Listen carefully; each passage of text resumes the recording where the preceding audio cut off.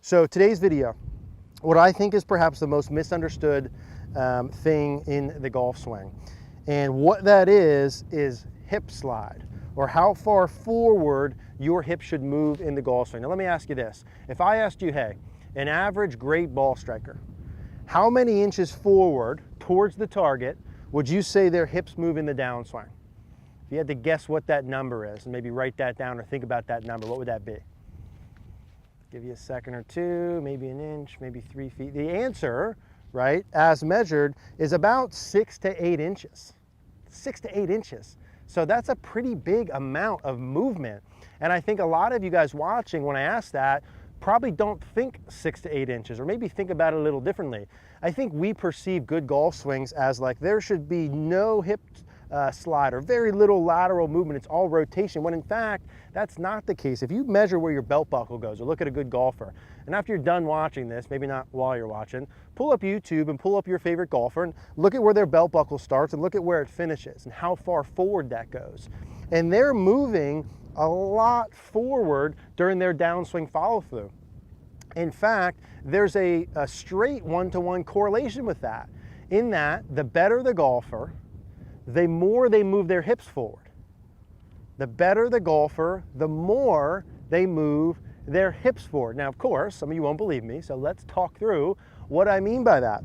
Now, I put a little stick here in the ground to start with to kind of represent what 6 to 8 inches is, or a visual. So I put this about 2, if I took my normal stance, about 2, I've got a 7-iron, about 2 7-irons from the middle of my left foot forwards where the stick is. And I want you to try this at home as we're doing this. Or from my leg here, it's about 2, if I put my hand on the side, there's one hand, it's about 2 hands, maybe just over 2 hands. So maybe put a chair or a wall or object, wherever you're watching this, and put it about that far away from you.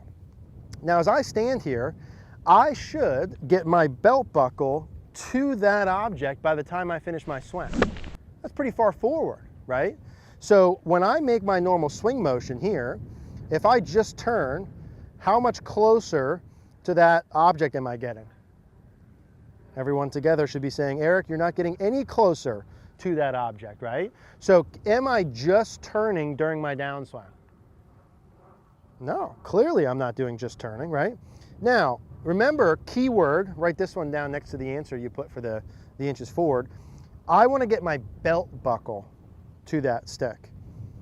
Did I say I want to get my left hip to the stick? I don't think I did. I'll rewind it and double check, but I think I said belt buckle to the stick. Now, for me to get my belt buckle to the stick, does that mean I get my hips forward by just getting my left hip forward?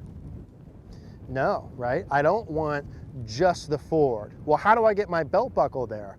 Well, what if I do the just forward part, and then I also turn, and I also push up and forward? Okay, wait a minute, we're getting somewhere.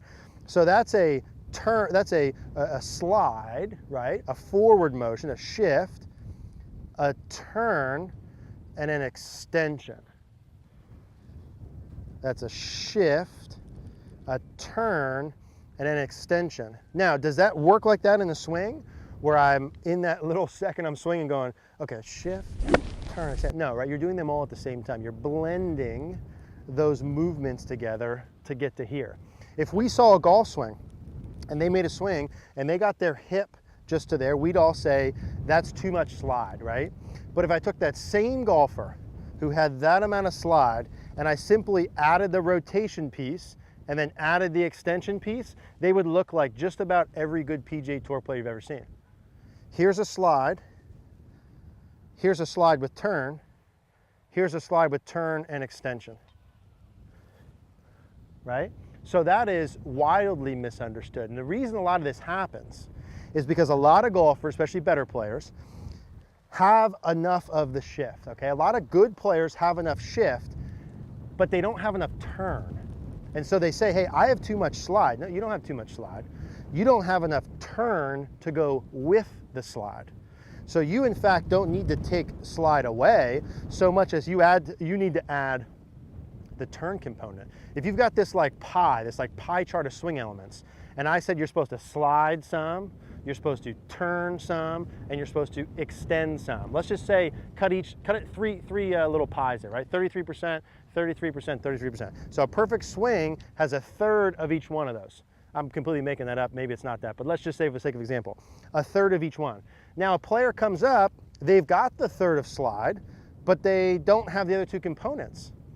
Well, no, their slide's good. They have the third of that. They're missing the two other chunks of the pie. They need to add 33% rotation and 33% extension.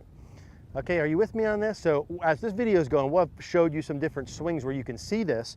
When you get into the follow through, the stick is here, two hands outside, two club heads outside your left foot. I want to get my belt buckle there. Now, if you're making swings and you put this stick in or put your golf bag or chair and you're making swings and you're way behind this, okay? And you're way behind this and you don't hit it good, or you don't have ball control like you want, or distance or compression, you should be pushing your hips forward to this. Now, if you're missing that and turning and you're hitting the ball exactly how you want, then I wouldn't do much with this. That's okay, you've matched the pieces together. But the greater amount of us who aren't compressing the ball, aren't hitting ball first, ground second, aren't able to curve the ball left on command, which is at least 9 out of 10 from my experience, need more of this, more of this. So this is how I would start. I'd put this here, I'd with no ball, make some swings and say, can I just, even without a backswing, step one, normal setup, now get my belt buckle forward to there. So I feel like my hips are pushed up and forward, my belt buckle is up and forward this way. So I've shifted, I've turned, right, and I've extended. Just from here. Can I get all the way forward? I'm like, holy crap, Eric, I feel way forward. That's good. You're probably too far back, right? Then once I can do that, I'm gonna go chip shot all the way forward.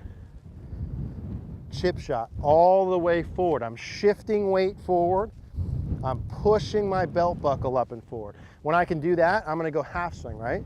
Maybe about this high. You get the gist of this, right? I'm adding swing length as I go.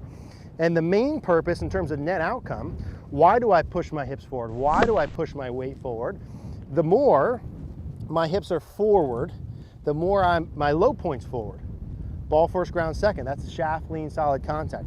If I took myself here with normal handle and I push my hips forward, shaft lean, compression, right? The more I push my hips forward, the more I can swing the club from the inside, draw.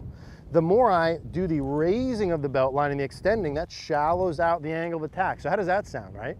Low point in front of the ball, swing directions to the right, shallow angle of attack. Those would be three attributes that great ball strikers have. So this is where I'd start, hips forward, very misunderstood. Some people are gonna make comments here that this is incorrect, even though we just showed like a bazillion swings of people doing it. Hips work forward, I'd put the swing in and hit balls like that. If you guys have any questions about hip slide, golf, life, etc., leave a comment down below. Hey guys, thanks for watching today's video. If you like the video, do us a favor, click that like button down below, click the notification bell, subscribe, comment. The more action we get in the videos, the more YouTube likes that. Really helps us out, spread our videos to be able to help more golfers. We really appreciate that. If you did like this style video, we'll include a screen or a card here on the screen for another YouTube style video on this topic. If you want to check out CogornoGolf.com, you'll see that logo. You can click that. That'll take you right there. We'd love to see you there.